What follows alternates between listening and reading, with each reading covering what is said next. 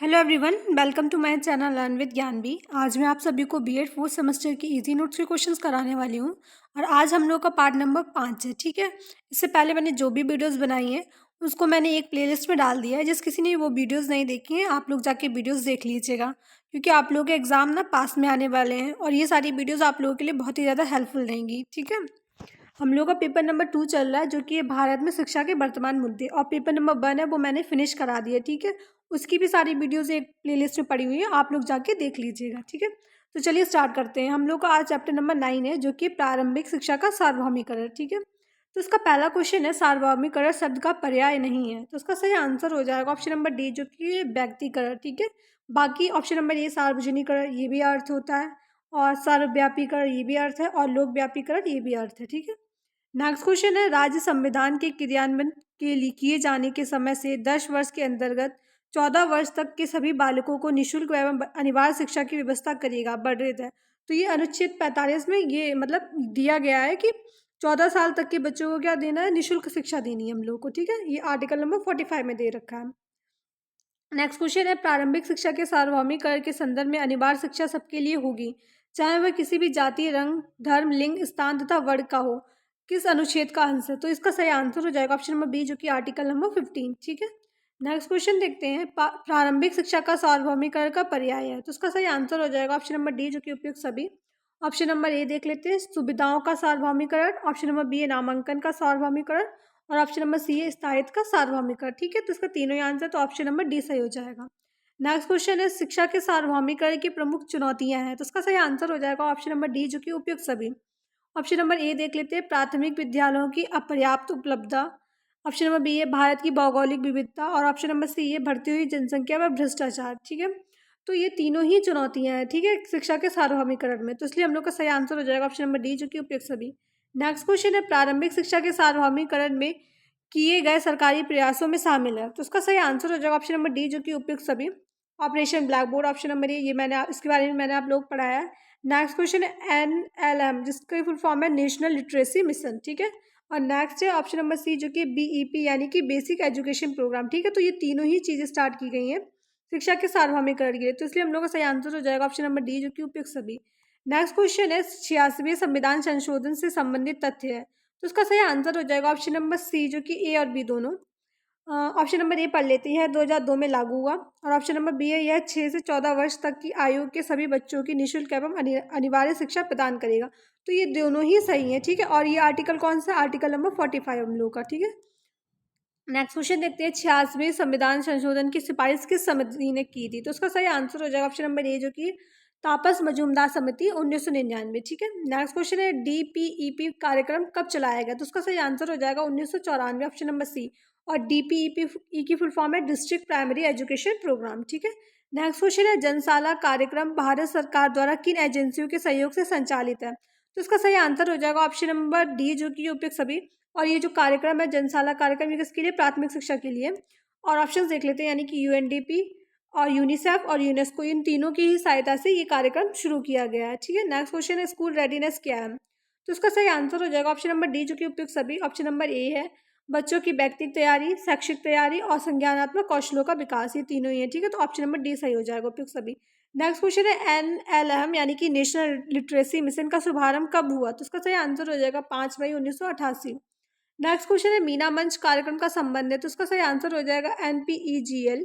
ठीक है, इसकी फुल फॉर्म मैंने यहाँ पे लिखी हुई है, अभी मैं आप लोगों को बता दूंगी। ठीक है, नेक्स्ट क्वेश्चन है वंचित पिछड़ी बालिकाओं हेतु साक्षरता संबंधित कार्यक्रम है, तो उसका सही आंसर हो जाएगा ऑप्शन नंबर डी, जो कि एन उपयुक्त सभी। ऑप्शन नंबर ए KGBB, और ऑप्शन नंबर बी NPEGL, और ऑप्शन नंबर सी है महिला सामाख्या। तो NPGL की फुल फॉर्म मैं आप लोग बता देती हूँ, national program of education for girls at elementary level. ठीक है, नेक्स्ट क्वेश्चन है स्कूल चलो अभियान शुरू किया गया, तो उसका सही आंसर हो जाएगा ऑप्शन नंबर ए, जो कि 1996 में स्कूल चलो अभियान शुरू किया गया। नेक्स्ट क्वेश्चन है SSA यानी कि सर्व शिक्षा अभियान की शुरुआत किस वर्ष हुई, तो उसका सही आंसर हो जाएगा ऑप्शन नंबर बी, जो कि है 2001 में। नेक्स्ट क्वेश्चन है कस्तूरबा गांधी बालिका विद्यालय योजना की शुरुआत मानी जाती है, तो उसका सही आंसर हो जाएगा ऑप्शन नंबर ए, जो कि 2004। और एक मिनट में आप लोगों को एक क्वेश्चन और क्लियर कर दूं, यहाँ पे ऑप्शन में आया था ना KGBB, ठीक है ना, तो इसकी फुल फॉर्म क्या है, ये कृष्णा गांधी बालिका विद्यालय। ठीक है, ये यहाँ पे ये सॉरी, कस्तूरबा गांधी बालिका विद्यालय योजना। ठीक है। नेक्स्ट क्वेश्चन है, प्रारंभिक शिक्षा के नामांकन बढ़ाने हेतु मध्याह्न भोजन योजना कब लागू हुई? तो उसका सही आंसर हो जाएगा ऑप्शन नंबर डी, जो कि 15 अगस्त 1995 में। ठीक है। नेक्स्ट क्वेश्चन देख लेते हैं। नेक्स्ट क्वेश्चन है, शिक्षा का अधिकार अधिनियम यानी कि आरटीई कब लागू हुआ? तो उसका सही आंसर हो जाएगा ऑप्शन नंबर सी, जो कि 2010। नेक्स्ट क्वेश्चन है, शिक्षा गारंटी योजना तथा वैकल्पिक और नवोन्मेषी शिक्षा नाम से किसे जाना जाता है? तो उसका सही आंसर हो जाएगा ऑप्शन नंबर ए, जो कि औपचारिक शिक्षा कार्यक्रम। ठीक है। तो इस तरीके से हम लोग को ये वाला चैप्टर तो फिनिश हुआ और यहाँ पे इसके सारे आंसर्स दिए हुए हैं। अगर आप लोग किसी भी क्वेश्चन में डाउट हो तो आप लोग मैच कर लीजिएगा। ठीक है। अब हम लोग अपना नेक्स्ट चैप्टर स्टार्ट करते हैं, जो कि माध्यमिक शिक्षा का व्यवसायीकरण। नेक्स्ट इसका पहला क्वेश्चन है, शिक्षा अलंकारित नहीं बल्कि उपयोगी होनी चाहिए, उक्त कथन किससे संबंधित है? तो उसका सही आंसर हो जाएगा ऑप्शन नंबर सी, जो कि ए और बी दोनों कोठारी आयोग का भी और शिक्षा को उत्पादकता से जोड़ने के लिए भी ये कथन बोला गया है। ठीक है। नेक्स्ट क्वेश्चन है, शिक्षा के व्यवसायीकरण का अर्थ है? तो उसका सही आंसर हो जाएगा ऑप्शन नंबर डी, जो कि उपयुक्त सभी। ऑप्शन नंबर ए है, शिक्षा को व्यवसायिक आधार प्रदान करना। ऑप्शन नंबर बी है, छात्रों में किसी प्रकार का व्यवसायिक कौशल विकसित करना। और ऑप्शन नंबर सी है, शिक्षा केवल पुस्तकीय ना हो अपितु व्यवसायोन्मुख होना चाहिए। ठीक है। तो ये तीनों ही आंसर सही हैं, तो इसलिए इसका सही आंसर हो जाएगा ऑप्शन नंबर डी, जो कि उपयुक्त सभी। नेक्स्ट क्वेश्चन देखते हैं, शिक्षा बेरोजगारी के विरुद्ध एक प्रकार का बीमा होना चाहिए, किसने कहा? तो यह कथन है महात्मा गांधी का। Option number A. ठीक है। नेक्स्ट क्वेश्चन है, माध्यमिक शिक्षा के व्यवसायीकरण में शिक्षक की भूमिका है? तो उसका सही आंसर हो जाएगा ऑप्शन नंबर डी, जो कि उपयुक्त सभी। ऑप्शन नंबर ए पढ़ लेते हैं, शिक्षक को अपने विषय में विशेषज्ञता यानी कि स्पेशलिस्ट होना चाहिए अपने सब्जेक्ट में। नेक्स्ट क्वेश्चन है, विद्यार्थियों में अपेक्षित कौशल का विकास। और ऑप्शन नंबर सी है, शिक्षकों की व्यवसाय व श्रम में रुचि। ठीक है। ये तीनों ही आंसर है, तो इसलिए सही आंसर हो जाएगा ऑप्शन नंबर डी, जो कि उपयुक्त सभी। नेक्स्ट क्वेश्चन है, माध्यमिक स्तर पर पाठ्यक्रम के विभिन्नीकरण तथा बहुउद्देशीय विद्यालयों की स्थापना का सुझाव किस आयोग ने दिया? तो उसका सही आंसर हो जाएगा ऑप्शन नंबर बी, जो कि माध्यमिक शिक्षा आयोग, जो कि कब बना था? 1952 से 1953 के। नेक्स्ट क्वेश्चन है, राष्ट्रीय शिक्षा नीति 1986 की पुनर्वेक्षण समिति NPERC 1990 के अध्यक्ष थे? तो उसका सही आंसर हो जाएगा ऑप्शन नंबर ए, जो कि आचार्य राममूर्ति। देखिए मैं आप लोग समझा दूं, राष्ट्रीय शिक्षा नीति 1986 में बनी थी और फिर 1990 में एक और समिति बनी थी जिसको नाम दिया था NPERC, यानी कि इसका सर्वे करने के लिए कि इसका कार्य बिल्कुल सही से चल रहे हैं कि नहीं चल रहे हैं या फिर कोई कमियां हैं तो उसमें सुधार करने के लिए। तो उसके अध्यक्ष पूछे गए हैं, तो इस कमेटी के अध्यक्ष बने थे आचार्य राममूर्ति। ठीक है। नेक्स्ट क्वेश्चन है, TRYSEM क्या है? तो उसका सही आंसर हो जाएगा training for rural youth in self employment. ठीक है। Option number A. Next question है, NPE 2020 में व्यवसायिक शिक्षा संबंधित संस्तुतियां हैं? तो उसका सही आंसर हो जाएगा ऑप्शन नंबर डी, जो कि उपयुक्त सभी। ऑप्शन नंबर ए है, NCIBE का गठन। अब मैंने यहाँ पे NCIB की फुल फॉर्म भी लिख दी है, national committee for the integration of vocational education. ठीक है। आप लोग देख लीजिएगा। और ऑप्शन नंबर बी है, NSQF को विस्तारित करना। अब मैंने यहाँ पे NSQF की भी फुल फॉर्म लिख दी है, जो कि नेशनल स्किल क्वालिफिकेशन फ्रेमवर्क। ठीक है। और ऑप्शन नंबर सी है, प्रत्येक बालक कम से कम एक व्यवसायिक कौशल को सीखेगा। ठीक है। तो ये तीनों ही ऑप्शन सही है, इसलिए हम लोग का सही आंसर हो जाएगा ऑप्शन नंबर डी, जो कि उपयुक्त सभी। नेक्स्ट क्वेश्चन है, व्यवसायिक चेतना का संबंध है? तो इसका सही आंसर हो जाएगा ऑप्शन नंबर डी, जो कि उपयुक्त सभी। ऑप्शन नंबर ए मैं पढ़ लेती हूँ पहले। ऑप्शन नंबर ए है, शारीरिक श्रम के प्रति प्रेम व श्रद्धा। ठीक है। ये वाला भी ऑप्शन होगा। ऑप्शन नंबर बी है, व्यवसायिक पाठ्यक्रमों में सैद्धांतिक की जगह व्यवहारिक पक्ष। ये भी ठीक है। और ऑप्शन नंबर सी है, छात्र छात्राओं को रोजगार के प्रति प्रोत्साहन। ठीक है। तो ये तीनों ही ऑप्शन सही है, तो हम लोग का सही आंसर हो जाएगा ऑप्शन नंबर डी, जो कि उपयुक्त सभी। नेक्स्ट क्वेश्चन है, व्यवसायीकरण की आवश्यकता है? तो उसका सही आंसर हो जाएगा ऑप्शन नंबर डी, जो कि उपयुक्त सभी। ऑप्शन नंबर ए है, बेरोजगारी को दूर करने के लिए। ऑप्शन नंबर बी है, व्यक्ति को स्वावलंबी बनाने के लिए। और ऑप्शन नंबर सी है, देश के आर्थिक विकास के लिए। तो इसके लिए इसका सही आंसर हो जाएगा ऑप्शन नंबर डी, जो कि उपयुक्त सभी। नेक्स्ट क्वेश्चन है, national committee for the integration of vocational education की स्थापना का सुझाव दिया? तो इसका सही आंसर हो जाएगा ऑप्शन नंबर सी, जो कि संशोधित राष्ट्रीय शिक्षा नीति 1992। नेक्स्ट क्वेश्चन है, भारत देश की गंभीर समस्या शिक्षा बेरोजगारी का समाधान है? तो उसका सही आंसर हो जाएगा ऑप्शन नंबर डी, उपयुक्त सभी।